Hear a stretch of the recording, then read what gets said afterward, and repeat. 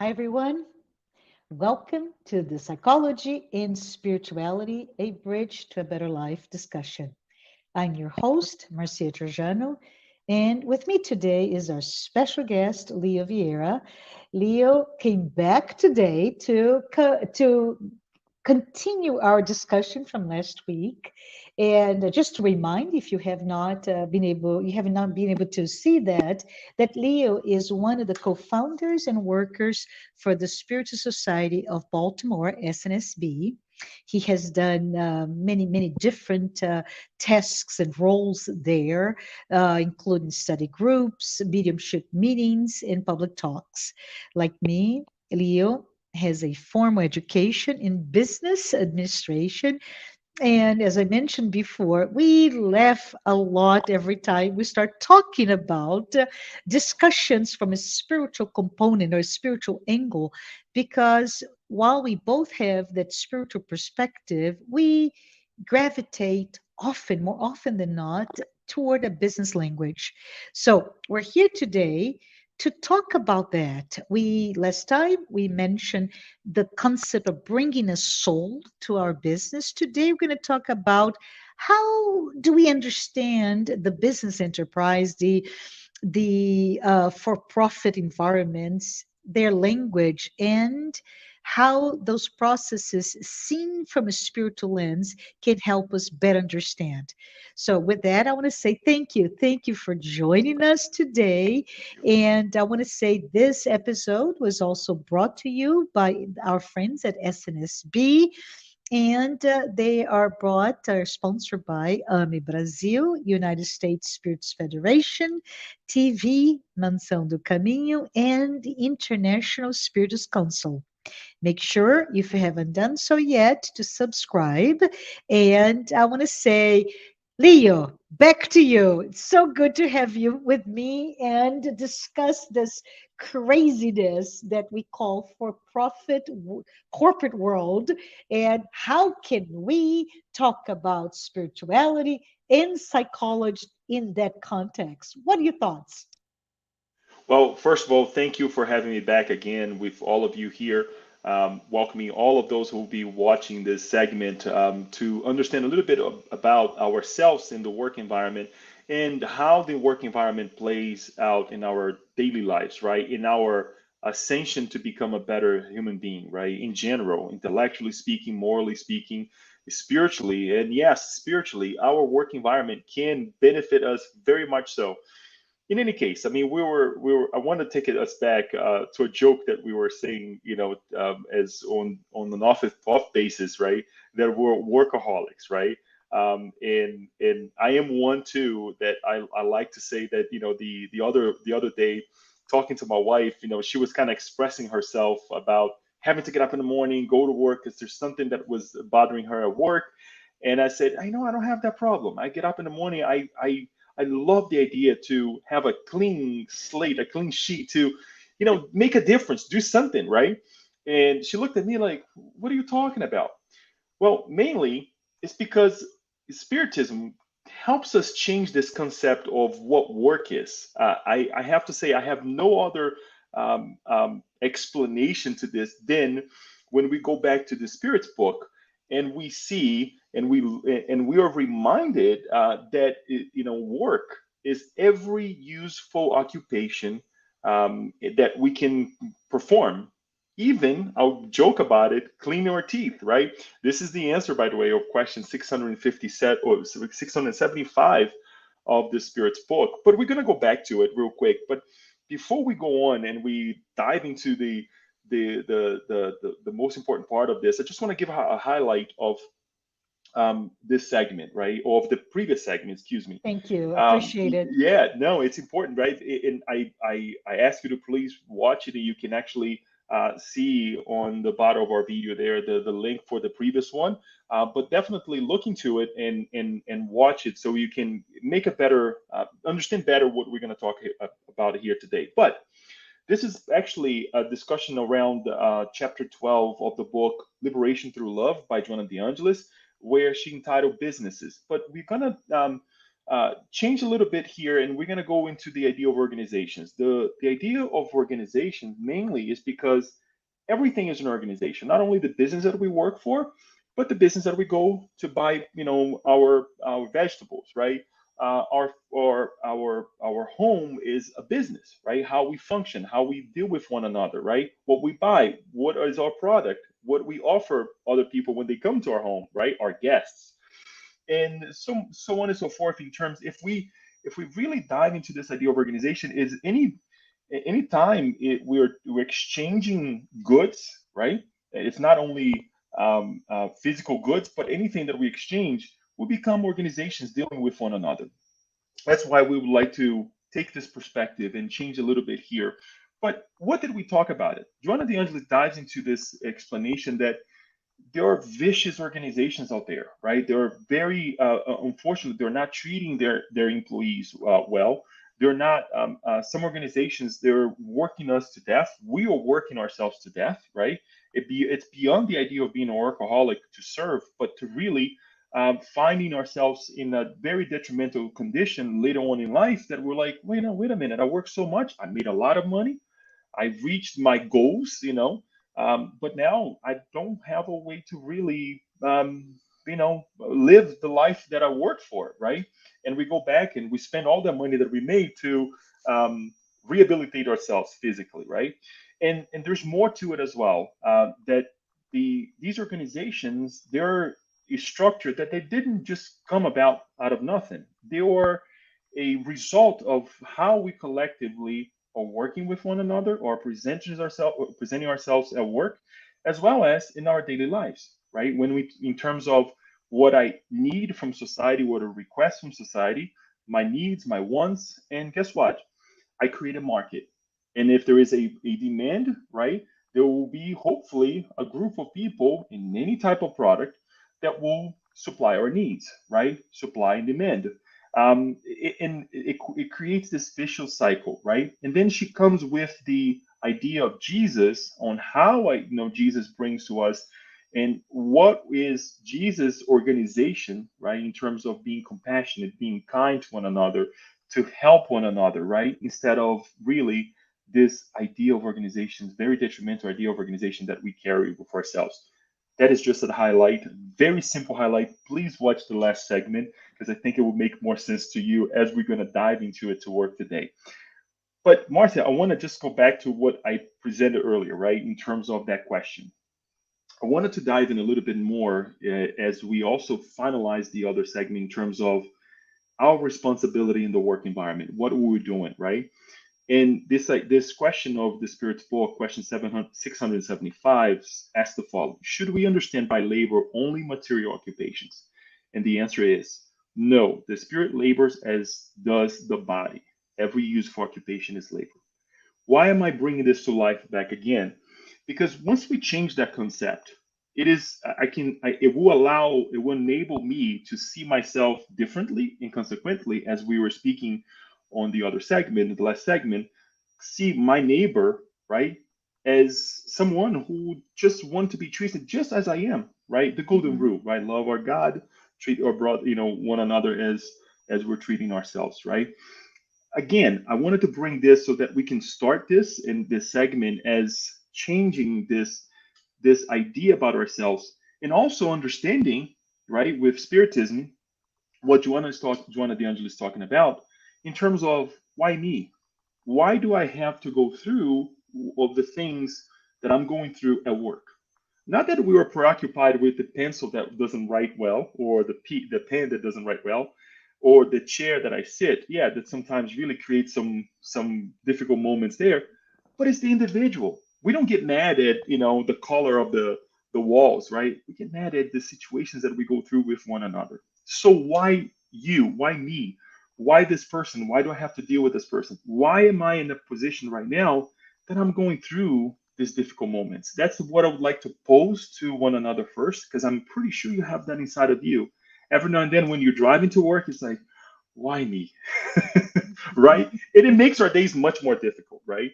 So this is the idea. I don't know if you have, before I continue, I would like to pass it over to you if you would like to add anything, but I'll give you more insight on that just so we can simmer a little bit on this question, right? Why me, right? Yes, love it. Love the idea because implicit in the why me is the idea of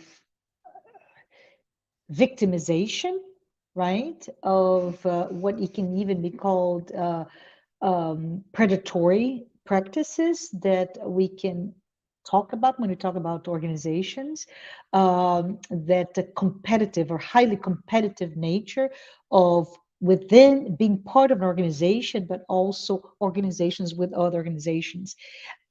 The words that come to my mind, Leo, as you're going to be talking um, about the law labor is RACI, KPI, mission, vision, benefit realization, project life cycle, so on and so forth. Those are the words that when we bring into spiritism, they have a place to talk about it. But before we translate that into this discussion on spirituality, let's go, you know, do this deep dive, and then we wrap up with how can we think of those terms from a spiritual perspective.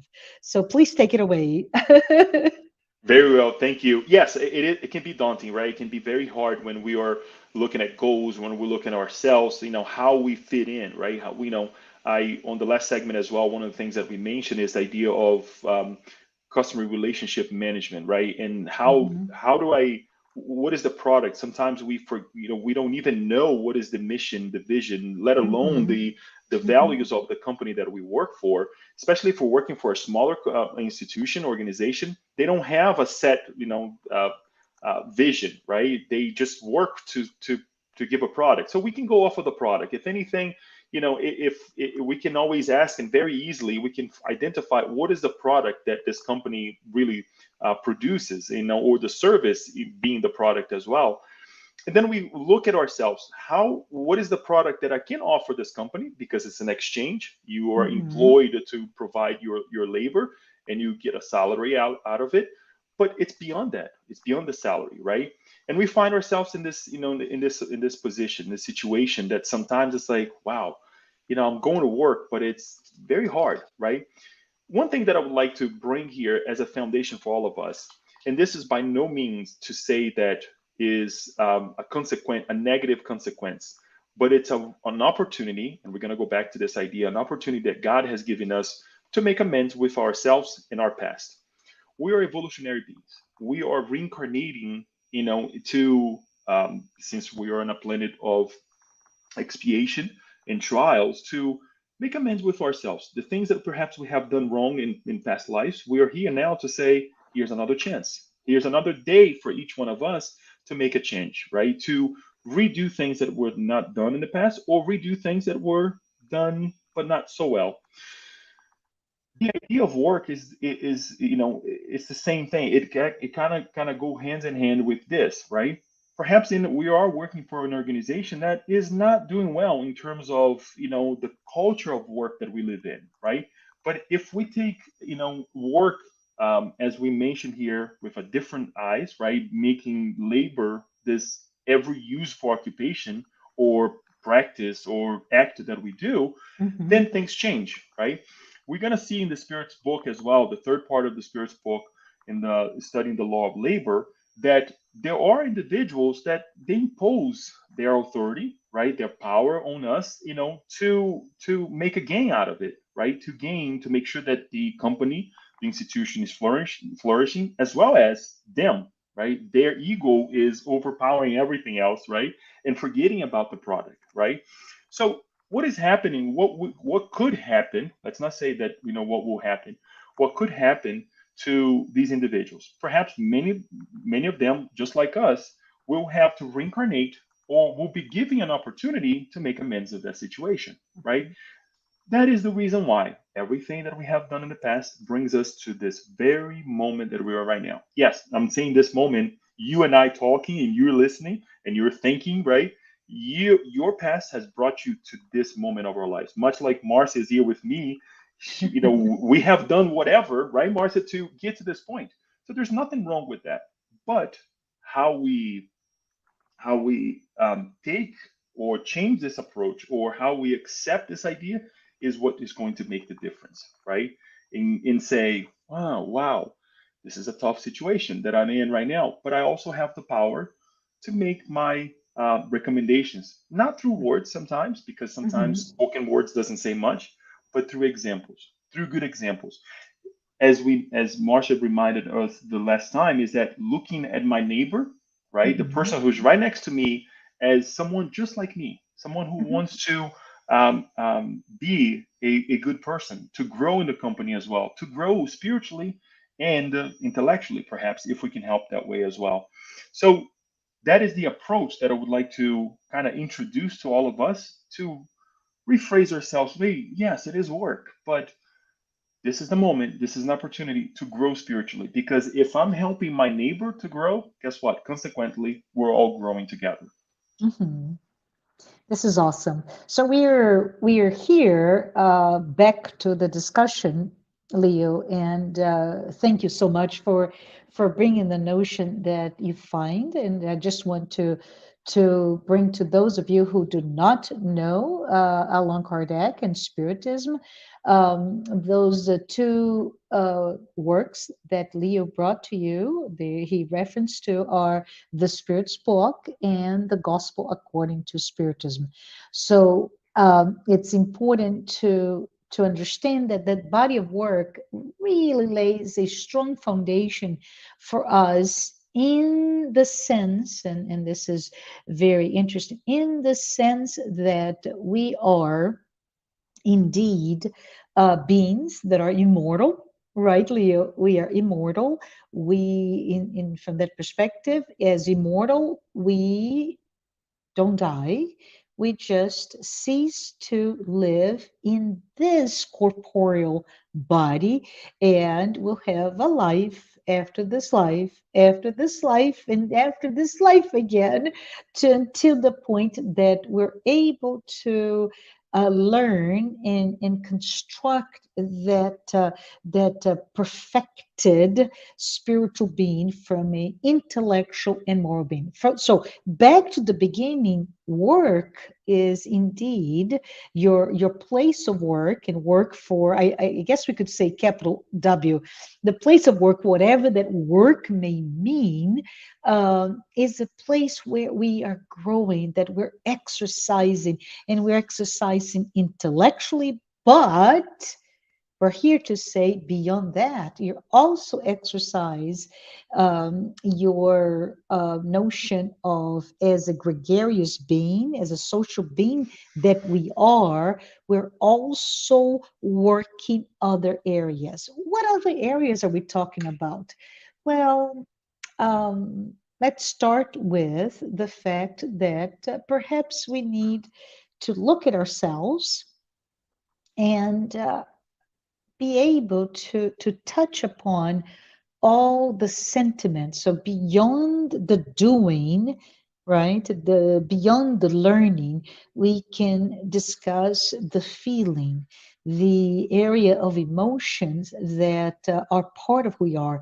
The moment we start to have a better conversation with all that we bring, we will, it's inevitable, we will confront the idea that there is a wedge, a separation, Mhm. right, between your ego and yourself and self. From Jungian psychology and Joanna de Angelis, self really represents your spiritual nature, that spirit that does not die because it's an individuated being. And the personality that is today associated with this set of experience that Marcia Trajano has in her X number of years on earth at this time.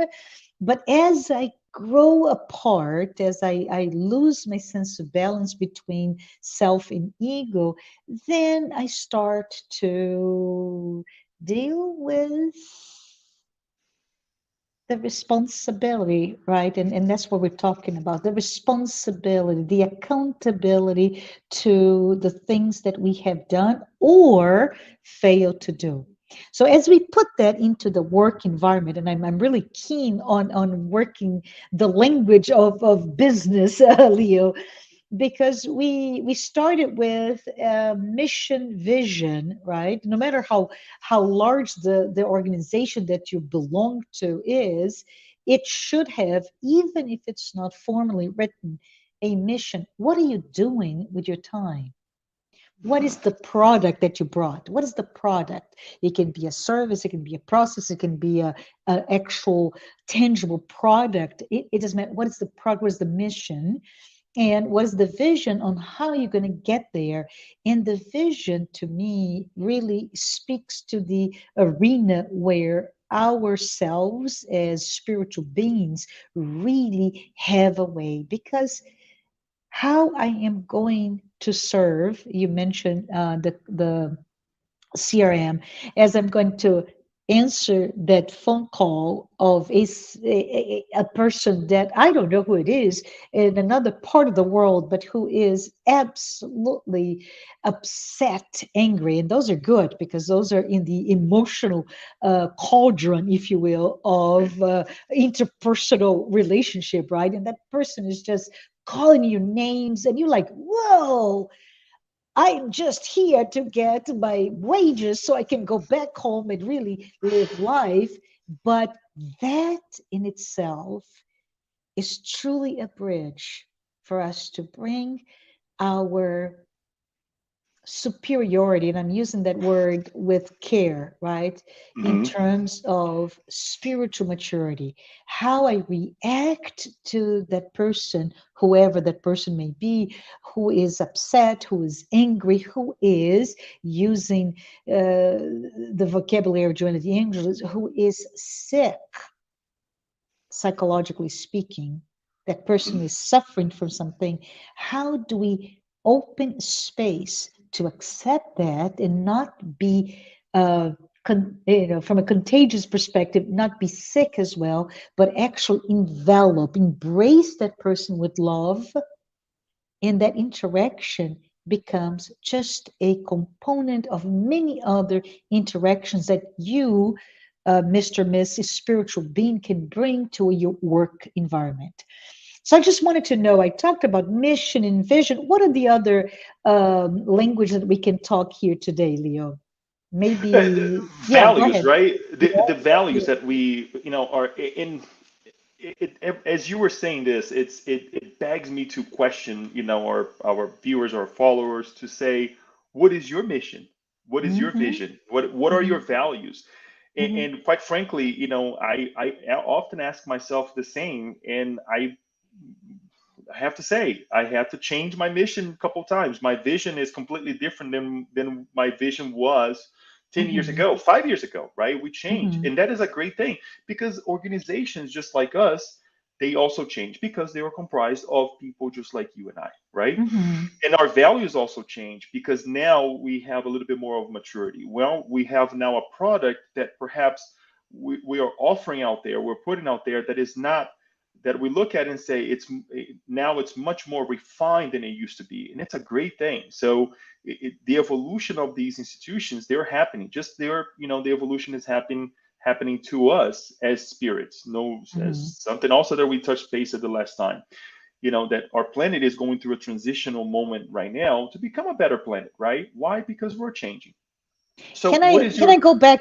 Sorry to before you Sure. hold your thought, but let's just bring back for those who are not familiar, in the lexicon of spiritism, we talk about, and this is purely academic, folks, but we talk about 5 levels of spiritual maturity, right? And those spiritual maturities are done at a personal level, but also as a collective level, as the world that spirits inhabit, in our case, Earth.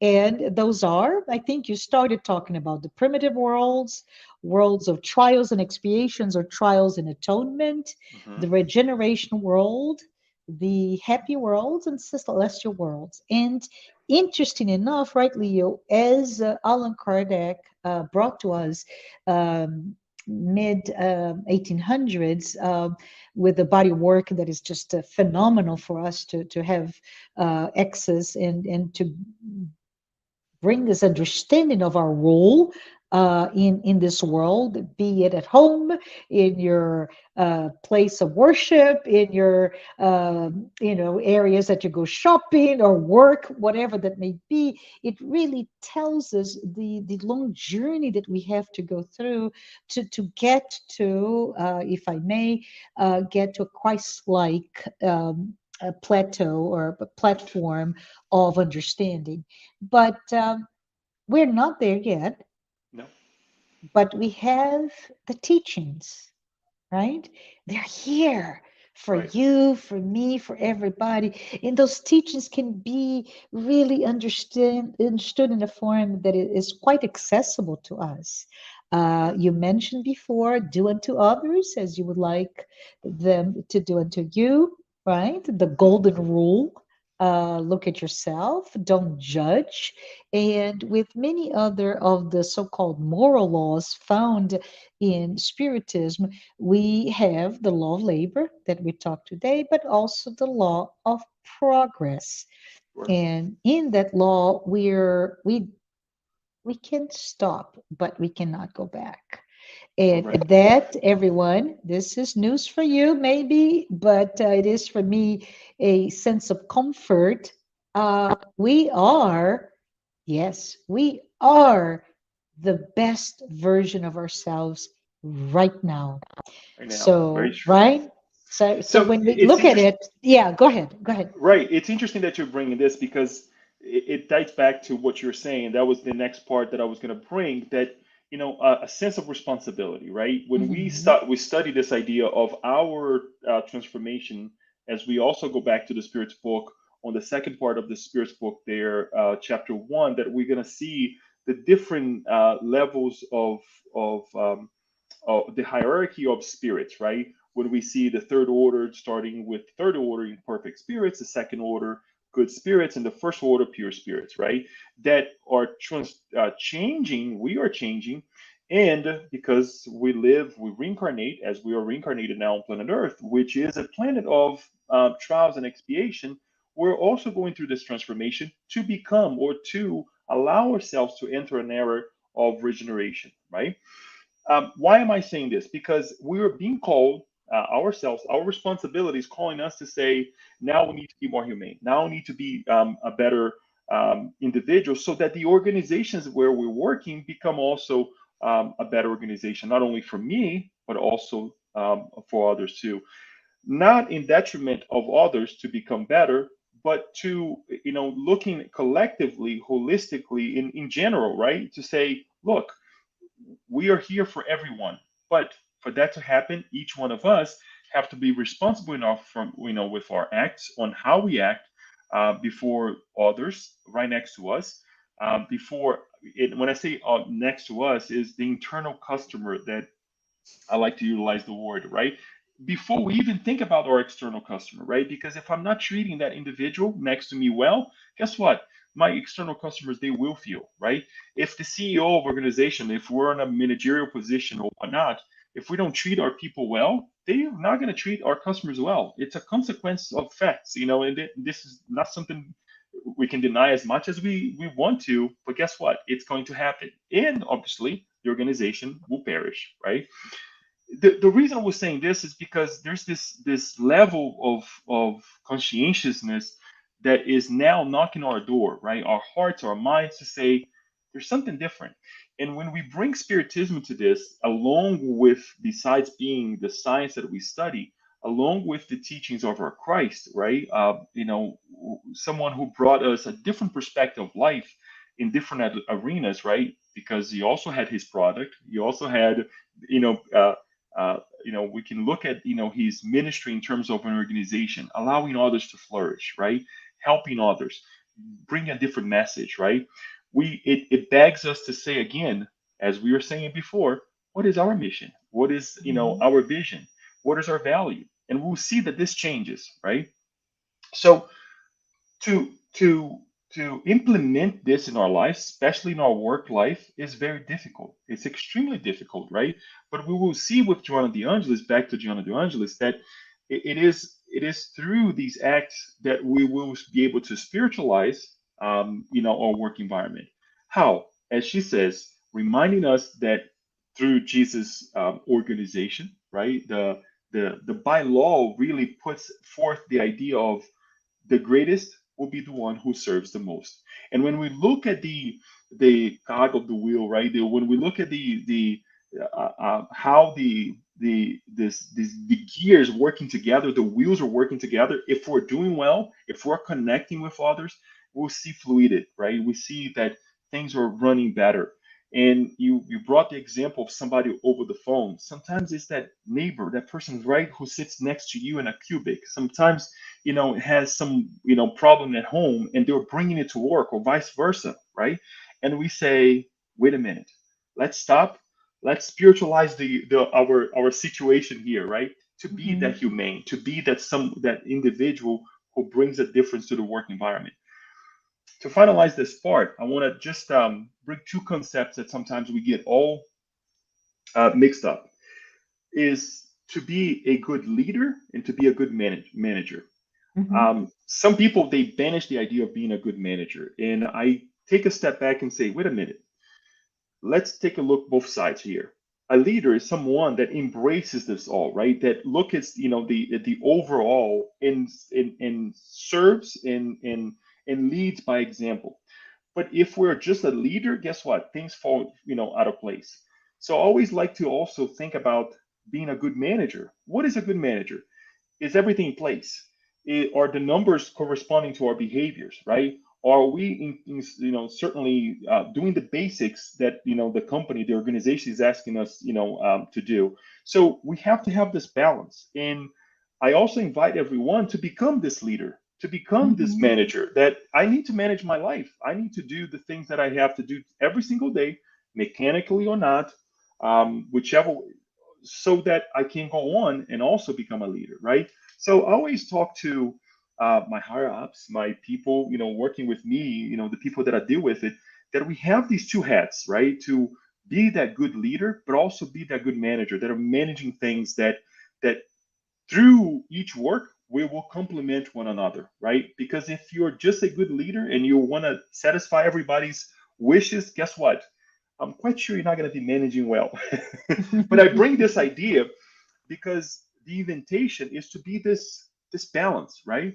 And that is what Jesus brings to us with his teachings as well. Awesome. I mentioned last time that next time we met, we would check on our KPIs, our key performance Right. indicators. So, how are you doing? How are you faring on ensuring those, perhaps those people that work for you are getting better opportunities, and you, if you see yourself in a position of strength, are protecting those who are in a position of weakness? Anything that you want to bring back to the audience here today? It is a struggle, right? Because when we find ourselves in this opportunity to make a something better, Mhm. sometimes we either do um, we extrapolate, or sometimes we don't do anything because out of fear we just Mhm. freeze, right? So the best thing is to allow ourselves to be ourselves, right? To be that individual that literally tells others, look, I'm not perfect, don't think I'm Yes. perfect, even though we are individuals that may pose and may do things that are very out of the curve, if you will. Mhm. We tell others, look, I make mistakes, and I dare you to come and beg for a better version of me, right? And I Mhm. think that when you have that connection with others, it helps a lot. Secondly, what I would say is that really take yourself out of the equation. Look, try to change your perspective and say, how can I, really become a better individual? Look at, I would say I Mhm. have to look at Leo every time and say, huh, was this good? What are the consequences of this act? What are the consequences of promoting this person or not promoting this person? What are the consequences of my act, right? In Mhm. terms of doing what I'm saying or not doing what I'm saying. So it's a collective um, It's a collection of things that we have to analyze to say that I am my KPI is all green. This is it's not, and and it's also something that we talked about last time, right? Accept that we have set ourselves for failure in the past, right? So that Mhm. in the future we're a better version of ourselves, right? That we Yes. become a better individual. I think that is so enlightening in the work environment that it's like, wow, why I didn't think about this before. And there will be bumps in the road. There will be individuals who will test that. That is normal. That is just human nature. But the idea that we want to bring back here is, what are we also now taking Leo, Marcia, any of us out of the equation here and stepping back completely and saying, what am I demanding from the universe? Joanna, Yes. Joanna de Angelis says something really, three things here that I would like to bring. Respecting modernity, like the transformation that we are going through, yes, but allowing, as she says, the methods of behavior to undermine commitments to goodness is completely not right, right? So, am I the one who really, buys something every year or every other month, something new, a new version of the phone, a new version of a computer when the old one is still working, right? And I'm saying this because it's easily right in front of us, right? But there are other things as well. The consumerism that we live nowadays, right? It's demanding of others, right? It's creating this rat race, if we can call it that way, right? And I love, the transformation that we have embraced throughout the last 20, 30 years. It's amazing. I was talking to a family member that, who would have think that 20 years ago we would be doing this right now, right? We did Yeah. not. Now, so this is amazing. And the other thing that also she says is, this idea of accumulation, right? When we accumulate, right, things to thinking about the future, right? Working hard now so that in the future I don't have to work as hard and I'll have something saved up is one thing. But when we are hoarding, right, to Mhm. create, crime and death, on others, on even ourselves, is something detrimental to all of us. On that note, she says the following: let us do and work on the vineyard that Jesus reminded us to do, right? Where things are more compassionate, right? When we are really living a life that we're helping others. And with that, so we can finalize, because I wish we could extend this work in this, this discussion, is that we bring back the idea that the work environment, yes, helps us to grow intellectually, helps us to put in perspective, as well as to exercise the things that we learn in school, right? That we learn throughout our lives.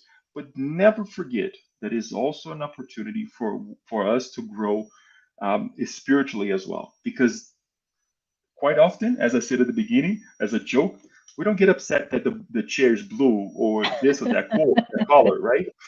But we get upset with that individual. We get upset with that situation that involves people. And if we can overcome these things and become a better version of ourselves, organizations for sure they will flourish and they will be a much better place to work.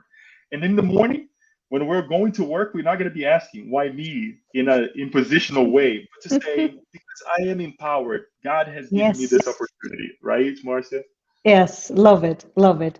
So I think as we wrap up our conversation about bringing spirituality to the work environment and talking on how we can be champions of that movement, if you will, we discussed a little bit about the soulless, right? The soulless organization, or is it a soulful organization because of us? Exactly because of us. We talked a little bit about the hierarchy of worlds and how we're getting there.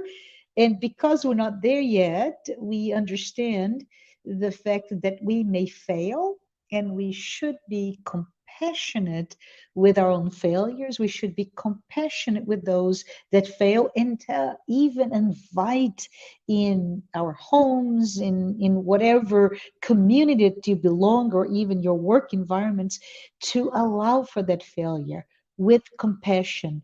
And I would close our conversation here today saying, Leo, that um, let us follow our model and guide, Jesus, when he, in the very famous moment where he washed the feet of his apostles in a gesture, very rich image of his servant leadership, right? Let us be that can represent true authentic servant leadership so that as we serve the other, we grow and we allow the other to grow as well. But with that, I want to say thank you. Thank you so very much for being here. Thank And you. I look forward to have you back, Leo, and to talk some more about this topic or other topics related to this one. With this, everyone, thank you for being here. And until next time. Thank you.